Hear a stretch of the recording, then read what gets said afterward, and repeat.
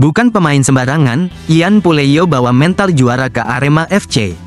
Datang bukan dengan tangan kosong, Ian Puleyo hadir membawa semangat dan mental juara dari Eropa, langsung ke jantung Malang, mempertegas ambisi Arema FC dalam menyambut musim 2025-2026. Pemain asing berposisi winger kanan atau penyerang sayap kanan, Ian Puleyo baru saja diperkenalkan oleh Arema FC pada Senin, tanggal 21 Juli tahun 2025.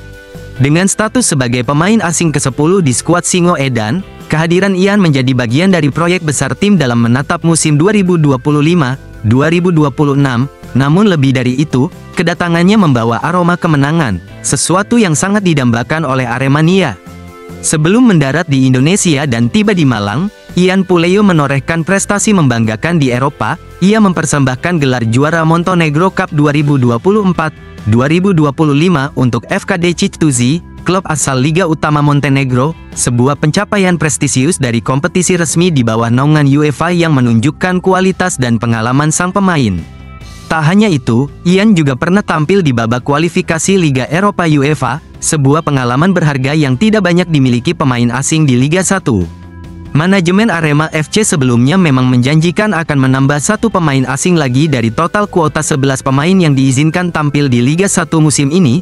General Manager Arema FC, Yusrinal Fitriandi, menjelaskan bahwa keputusan tersebut diambil berdasarkan kebutuhan tim.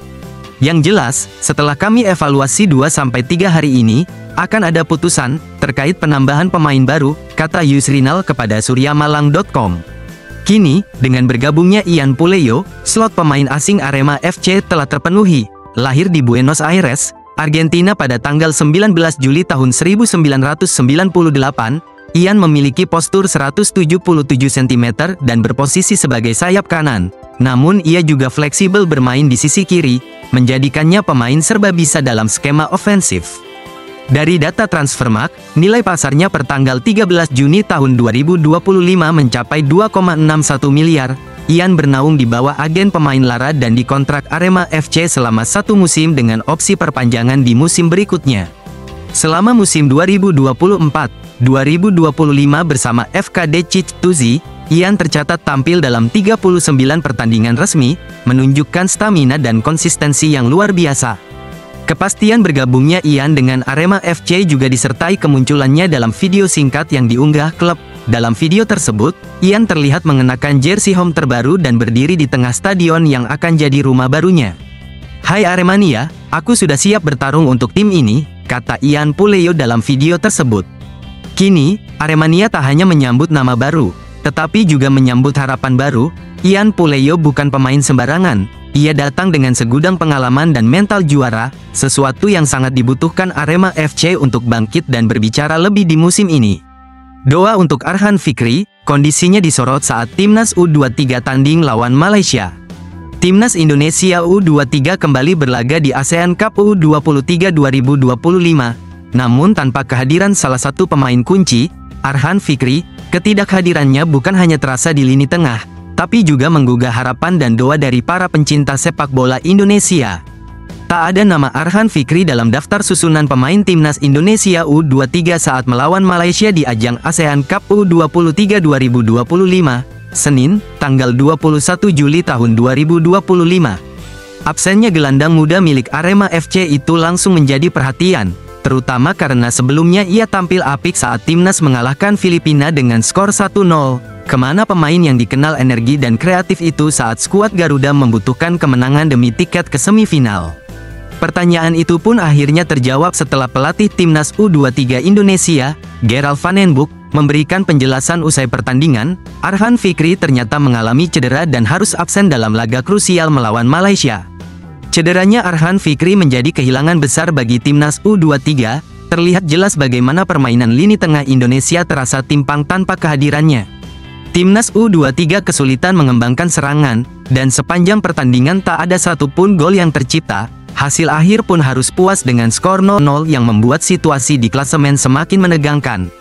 Gerald Van den Boeck mengakui, lini tengah Timnas Indonesia kurang luas tanpa sosok Arhan Fikri. Ia mengatakan, "Kami juga kehilangan Arhan Fikri, padahal dia mampu bermain leluasa di antar lini," kata Gerald Van den Boeck kepada awak media. Selain lini tengah yang kurang mengalir, lini depan timnas U23 juga belum menunjukkan performa maksimal. Van den Broek menyebut bahwa timnya kurang tajam dalam penyelesaian akhir. Ia kaget melihat performa Jens Raven yang biasanya mencetak gol dengan mudah, justru kali ini tidak berkutik di depan gawang lawan.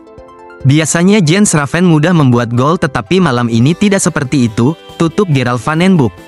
Kini, harapan besar tertuju pada proses pemulihan Arhan Fikri, pemain yang selama ini memberi kontribusi positif bagi skuad Garuda diharapkan segera pulih dan bisa kembali memperkuat tim di babak semifinal ASEAN Cup U23 2025 atau Piala AFF U23 2025. Cedera bisa datang kapan saja, namun semangat dan doa dari seluruh Aremania serta pecinta timnas Indonesia akan selalu mengiringi langkah Arhan. Semoga cederanya tidak serius dan ia bisa kembali ke lapangan dalam waktu dekat untuk membantu tim mencapai puncak prestasi. Arema sulit clean sheet, Marcos Santos buka-bukaan soal masalah di lini belakang. Lini belakang Arema FC kembali menjadi sorotan. Setelah 4 laga pramusim dilalui tanpa satupun clean sheet, alarm bahaya pun berbunyi. Pelatih Marcos Santos akhirnya angkat bicara, mengungkap apa yang sebenarnya terjadi di sektor pertahanan timnya. Gawang Arema masih saja kebobolan, bahkan dalam laga uji coba pramusim jelang Super League 2025-2026, situasi ini tidak bisa lagi dianggap sepele, mengingat kompetisi hanya tinggal menghitung pekan. Arema FC sejauh ini sudah melakoni 4 laga pramusim, 2 diantaranya berlangsung dalam ajang Piala Presiden 2025 menghadapi Oxford United dan Liga Indonesia All-Star, sementara 2 laga lainnya adalah uji coba menghadapi tim Arema U20 dan Rans Nusantara. Sayangnya, catatan defensif Arema belum cukup meyakinkan. Total 7 gol bersarang ke gawang Singo Edan dalam 4 pertandingan tersebut, bahkan saat menghadapi tim dari kasta ketiga, Rans, Arema masih kebobolan 1 gol, meskipun akhirnya menang besar dengan skor 7-1. Kondisi ini tentu tidak luput dari perhatian pelatih kepala, Marcos Santos. Pelatih asal Brasil itu akhirnya buka suara soal kelemahan lini belakang timnya dan langkah yang tengah diambil untuk mengatasinya. Jadi, itu salah satu yang sedang kami perbaiki. Kami berlatih untuk memperbaikinya, pemain kami mulai mengejar ketinggalannya, mereka mulai mengerti, dan mereka mulai berkembang, kata Marcos. Menurutnya, tim masih dalam proses pembentukan, dan banyak hal masih bisa diperbaiki, termasuk konsistensi para pemain bertahan dalam menjaga fokus selama 90 menit. Arema FC dijadwalkan menjalani laga perdana Super League 2025-2026 pada tanggal 11 Agustus tahun 2025 mendatang. Tim asal Papua, PSBS Biak akan menjadi lawan perdana mereka di Stadion Kanjuruhan, Kabupaten Malang. Jelang laga tersebut, Marcos Santos menilai masih ada cukup waktu untuk memoles kekurangan yang ada di dalam skuadnya, termasuk membangun koordinasi yang lebih solid antara pemain lokal dan pemain asing yang baru bergabung. Masih ada waktu bagi kami untuk terus berbenah, pemain lokal dan pemain asing kami akan terus berkembang sampai kompetisi berjalan nanti, pungkas pelatih asal Brasil tersebut.